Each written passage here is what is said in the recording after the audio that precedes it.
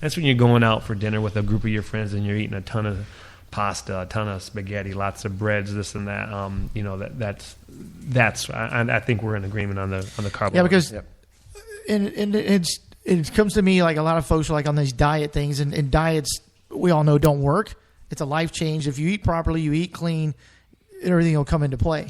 Right. But a lot of these folks that are like, oh, I'm on a low carb diet. There's no way I could do that. I don't understand how this low carb, no carb thing works. Let me tell you something. If you're running 60 miles a week for training, you're going to lose 2 pounds a week. Yep. Right. And if you think that you're going to be on a low carb diet, you're not going to do 60 miles a week. No, you're going to suffer through the marathon because you're not going to have enough energy to carry you. Right. Exactly. Right. So that goes right into the mindset. So we always talk about how, and Gary, if you have a point, that's cool, and I'm going to let you do that. But it comes into the mindset. Like a lot of folks are like, oh, I can't make it today. Well, I think it's your mind is telling you that you can't make it today because you can make it. I mean, I know a lot of times I've been in a marathon or a race or whatever, and I'm going, oh, man, I just need to slow down. Shut up. Just keep going, you know. No, you're absolutely right. Yeah. Mindset it plays a huge point on what you do. So one of my former runners, he's doing more body sculpting, bodybuilding. He posted on his Facebook page yesterday about someone, you just have to do more and work hard if you're not getting the results. And that's true to a point. You have to do more. It doesn't matter what the activity you're doing, whether it's running, cycling, lifting, what have you. But I said it's the consistency of doing it day after day after boring day. Now that's after, an amen. After oh my God, I got to get up early again, do this again, day after, ooh, I'm a little bit sore, day after, hey, I lost a little bit of weight, day after, hey, my muscle has some fat in it. Every day, do something. And again, it's not so much of doing something every day, it's being consistent. Get into a routine. You get into a routine, it's easy. Do something for 2 weeks. That's why you can't do 60 miles a day. That means you got to spread it out over, over the 7-day week. If you do something every day and you do 60 miles a week, you're going to lose 2 pounds a week. Yep. And people ask me about it. So, how do you do that? Well, you figure it's about 3,300 calories per pound. 33 miles will burn off 3,300 calories. Right. 60 miles will run off 2 pounds. You can't eat enough to keep it on. Right. Unless you go to Good Time Charlie's and eat their chicken fried steak, then there it comes to play. But no, I don't eat chicken fried steak. Oh, I know. But you're talking about the mindset, and you were talking about, oh, I lost 2 pounds, or my clothes are getting looser. You know, my aha moment was when I lost 47 pounds last year because I was running like crazy, and then we went down to Corpus for something. Michelle and I went out and tried. I was like, let me try this medium shirt on just to see how close I am. And I put it on, and I literally started crying. She's like, how are you okay? And I'm like, oh my God, I got a medium shirt on. I can't wear it right now, but it's in the closet. I was going to say, what the hell is that? Shut up, Gary. It's hanging in the closet because I know that, you know what, I'm going to be down to that point and I'm going to get there, because I've started running again. But it's one of those things like the mindset. My mindset is, there's my goal. I know I can reach it. I did it before. The only thing that's stopping me is me. And that's the only thing that's going to get me going is me. Right. So one of the things that I tell my athletes is, you've got to be positive. Right. No matter what you're doing, whether it's running or getting out of bed or showing up to train, you've got to be positive. And you got to think, listen, this is going to be a great day for training. Right. This is going to be a super day to go run. Yep. If it's 100 degrees, you still tell yourself that, because if you tell yourself anything different, you're going to be miserable. Right. So why would you make yourself miserable? And it might be miserable, but at least you're being positive about being miserable. But if you go into it saying, this is really going to suck, guess what? It's gonna. I say that every time I walk out the door, oh, it's humid outside. Yep. But if you go out there, okay, I'm feeling okay. I mean, during my warm-up this morning, I felt horrible. Absolutely horrible. I felt horrible yesterday on my recovery run. I felt horrible on the warm-up, wasn't quite sure what I was going to do. And I allowed myself in the mindset of going, you know what, if I get to 3 miles and I don't feel great, 3 miles steady state run is okay today, even though everyone was supposed to do 4. Right. And at 3, I got to 3, I was still running really, really well, having a great run, turned the corner, got into a little bit of difficulty, and what did I do? Kept going. I stopped. I said, 3 miles. I already put myself in that mindset. Yeah, put myself in the mindset. Well, see, if you run with someone, Gary, that doesn't let you get in that mindset. No, I'm saying you're the coach, but if you're running with someone who doesn't get you in that mindset, because he and I used to train together a lot. Yep. and we were training. I think it was for Maui Marathon. It was like 79 or something like that.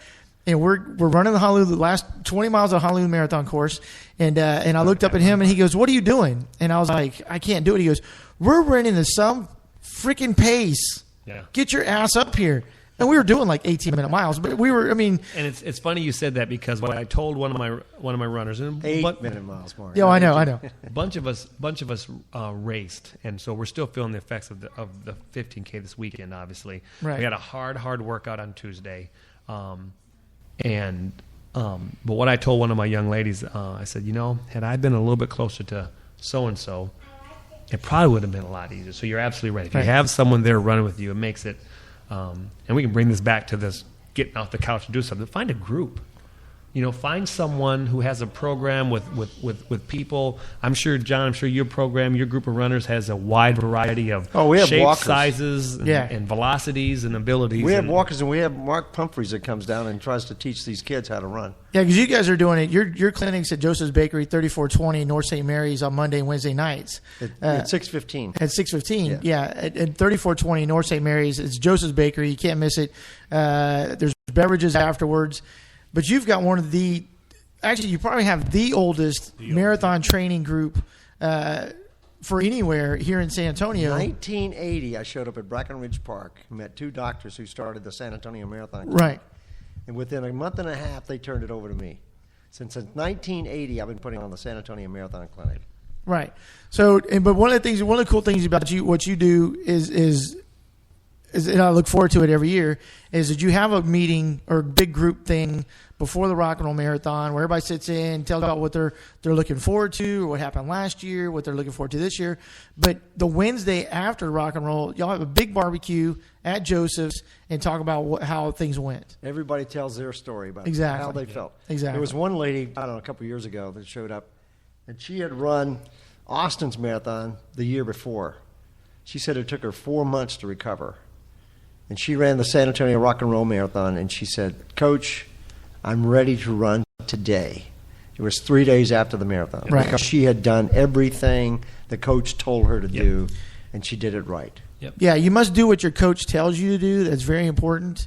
So let everybody know that. But Michelle and I have been on bike rides or whatever, and I'm like, hey, or on runs, and I'm like, okay, we're going up a hill. Do you want to walk? And she looks at me, and she says, not in a wife voice, shut the front door and run. I'm like, okay, I'll run, But that's one of those things you got to listen to your body, and my body's telling me to quit. But I know if I get up the hill, it's easy. There's one thing to cut a workout short, cut a run short, walk up a hill if you're hurt or you're in trouble. It's another thing just because you're just really tired. Guess what? If you want to train for any event, whether it's a 5K, whether it's an 8K, whether it's a 10K, half marathon, you're going to be tired. Right. If You're gonna you don't test yourself, you'll never get better. Right. That's right. And the best sign I ever saw, I think it was at BCS Marathon last year, and it's probably been, you guys have done more marathons than I and everything, but was quitting is forever. Yep. So someone saw that sign and they were going, man, I saw a sign at 18 that said quitting forever, and I was thinking, oh, I'm going to quit right now, I'm going to quit. And I saw that sign and I went, you know what, you're right. Yep. I can walk from 18 to 26, but I didn't quit. Yep. So that's the big thing is, and again, like we said, there's a lot of 5Ks and everything coming up. You've got races coming up on the Best of Texas Series, which you can go to Best of Texas Series and find out more about, or PurnellRacing.com. But basically, get out there and move. Like Michelle said the other day, your dad said we have to run for an hour. We're going for an hour. And I was like, well, I was thinking of doing more like 30 minutes. No, we're going for an hour. So we went for an hour because she takes what you say as gospel. Don't be saluting her. Don't let her smile over there. But it's one of those things that, you have to, like I said, a lot of folks, if they do it by themselves, they'll never get to that finish line. But if you have coaches and everything, or you have someone you're running with or a group, you're going to get there because they're going to motivate you. There's some other pluses for running with people. If you run into trouble, somebody can either stay with you or go get help. Right. But you're not stuck out there by yourself. Right. One of my runners, one year, calls me and he says, John, I'm not going to be running with the group anymore. And I said, how's that? He said, well, I'm a little reluctant to tell you. I said, well, you have to tell me. You call me.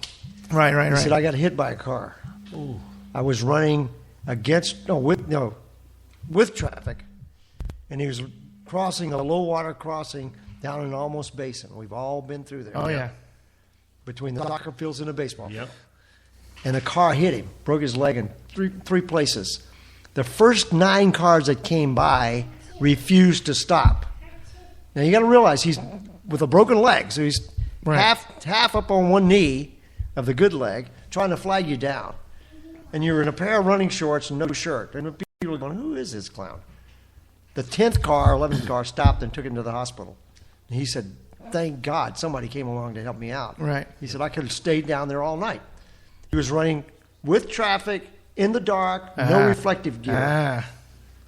When I ran the store, I had reflective gear in my vehicle at all times. Yep. And I'd see people out and say, "Hey, I'm not weirdo, put this on." Right. And I'd throw them something and they'd go, "Oh, okay." Right. Yeah, you should never run with traffic, first of all. No. Unless you're on the sidewalk. But yeah.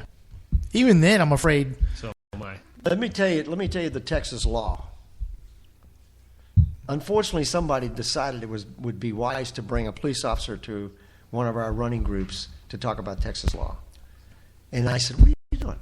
This is like telling me what I can and cannot do. And if I don't tell you, then I'm at fault." Right. But the Texas law is, if there's a sidewalk, use it. Yep. If there is no sidewalk, run facing traffic as close to the curb as possible. Not like Joe, what's his name, right in the middle of the street. Right. That's not me. That's a perfect description of that because of what the Texas law says, because there are overzealous men of law enforcement ilk that want to write you a ticket if you don't get off onto the shoulder. Oh. Because the pedestrian law, you talk to a retired police officer here, the Texas law is a 2-part law. Right. But it's not a this and that. It's a this or that. Right. 2 parts. So if you're on the sidewalk or you're on the, as you said, on the shoulder or on the edge of the roadway, Right. with an unimproved shoulder, you're within the law. Right. Right. And if there's an improved shoulder, you also can run on that. That's the this or that. Right. Or this. You don't have to do. If there's a shoulder, doesn't mean you have to get on the shoulder. I was finishing a 50-miler last summer before I broke my ankle and everything, and one of the DPS guys comes up behind me, lights on, and I felt him over my shoulder. I was on the shoulder, running with traffic because I was coming back, and I only had like 2 miles to go, and I looked over and I just knew he was there, and he was behind me, and he got in front of me, he had his lights on and everything, and I thought, oh man, I'm in trouble. He's going to get me or for something. And he literally got out and said, "Do you want some water?" Yeah. And I was like, "Oh, I'd love some," because I was out, and because I carry a bottle with me. And he goes, "Yeah." He goes, "I see you every day." And I'm like, "This guy's nuts." He goes, "But you looked a little hurting today, so I figured I'd give you some water," which was totally true. I was literally in my mind, I'm like, I'm quitting. I'm walking the rest of the time. But then he informed me of that law. If there's a curb or a sidewalk, you need to be on it.